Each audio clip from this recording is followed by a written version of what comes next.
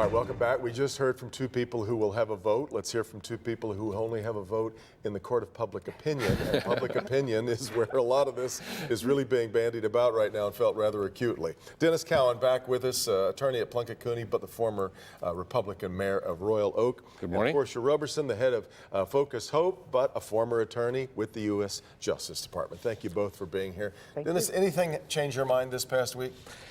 Not really. I think what has occurred, and you have to put this in context, the Mueller investigation did not end up in the results that the congressional Democrats had hoped for. There was no collusion, and they decided not to move forward on any obstruction, which I don't think there was, and the Attorney General doesn't think there was. And now we're in round two. He'll end up being indicted on obstruction of justice when he leaves office. Well, but now we're on round two. And quite frankly, I agree with what Nolan Finley wrote this morning in the Detroit News. He said, ruthless Democrats and their allies are attempting to undermine a president who was elected by the people. And I think that's really where we're at today. So we are in two camps. Unfortunately, while there is a provision in the Constitution for impeachment, it unleashes a political brawl. And that's where we're at right now. And it's not going to get better. It's going to get worse. Portia, to that point, then, that we are now a year, in fact, less than a year away from an election. Why don't we just let the American people decide this?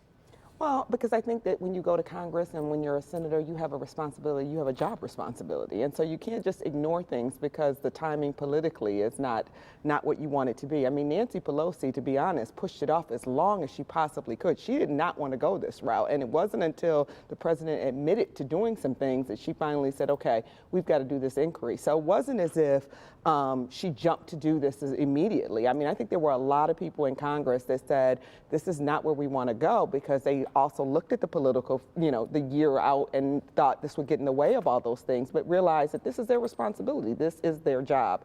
I would take exception to the fact that this was a duly elected president who was elected by the people. He wasn't quite elected by the people. He didn't get the popular vote. But I know, under our system, he was. But nevertheless, I think that the reality of it is that we have a responsibility, or Congress and the Senate have a responsibility to do an inquiry when the president admits to doing things that violate the Constitution. And that's where we are now. And I think people are going to get a chance to see that and decide. Dennis, it's interesting where Paul Mitchell is. We're less and less we're hearing that he didn't do this, and we're starting to hear more and more, but that's not impeachable. If a president withholds military aid from anyone in exchange for what amounts to a political favor, would you not be troubled by that, or does that sound like what he did but not impeachable? That's not what happened. The facts here are pretty simple. In fact, I don't think we're going to hear anything really new this week. We may hear some details, but the facts are pretty simple. A phone call occurred, perhaps other phone calls occurred. There was a delay in aid, but the aid eventually went to the Ukraine. And quite frankly, it was aid that President Obama would not give to the Ukraine to defend themselves against the Russians. So on a policy basis, everybody agrees the right thing happened. There's some details of how it happened along the way and whether or not it's an impeachable offense. The Democrats can't even find the crime right now. They've had this investigation ongoing since July, because we know that's when the government employee contacted Chairman Schiff's staff. And since that time, they've had 4 months to figure this out. They had to have focus groups to change from the word quid pro quo to bribery, because that's more important. That's how we're going to decide impeachment. That's wrong. Does that sound like? No, I mean, again, it just goes back to the idea that it troubles me that the Republicans are so afraid of an inquiry. They do not want these things to come out. And why is that? Why is it that they do not, that the President of the United States, you consistently hear Republicans say, oh, he's, I wish he wouldn't tweet, or I wish he wouldn't do this, or I wish he wouldn't do that. But the reality of it is that the man comes out and says, look, I called, I asked for favors, I did this, I did that. He changes his mind about whether or not the call was inappropriate. First he says, he takes the position like, oh, I didn't do anything wrong. Then, then it's like, I can do whatever I want to do.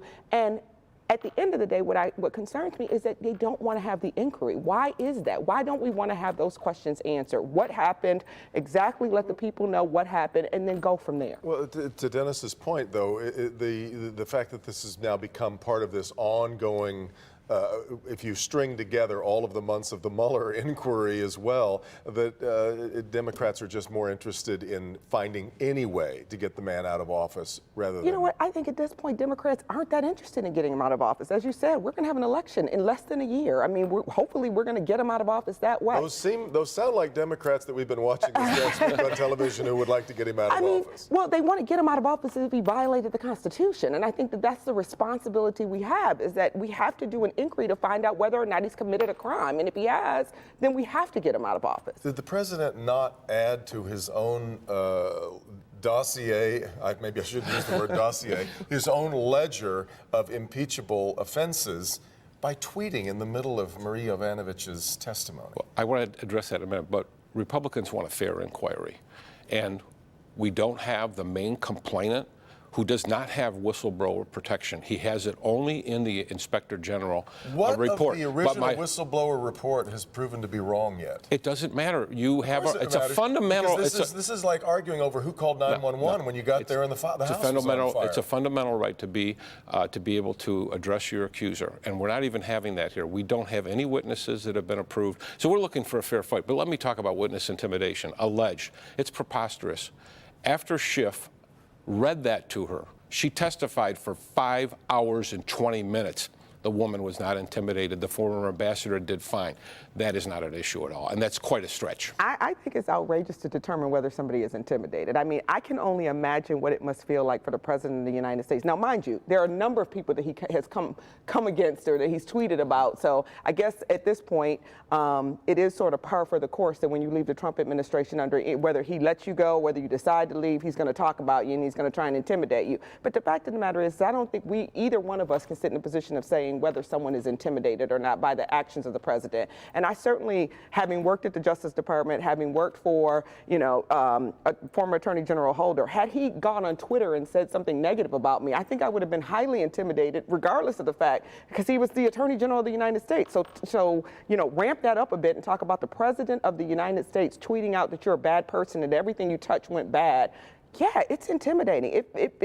I can only assume that it feels terrible. And I'm not here to judge whether or not in that moment she felt intimidated to the point where what would her options have been? To get up and walk out of the hearing at that point because she was so intimidated she would not continue with the hearings? It doesn't matter that she continued, that she still felt intimidated by the fact that the man is obviously watching her, which he at one point said he was not going to do. He was clearly watching and then decided to tweet out about her.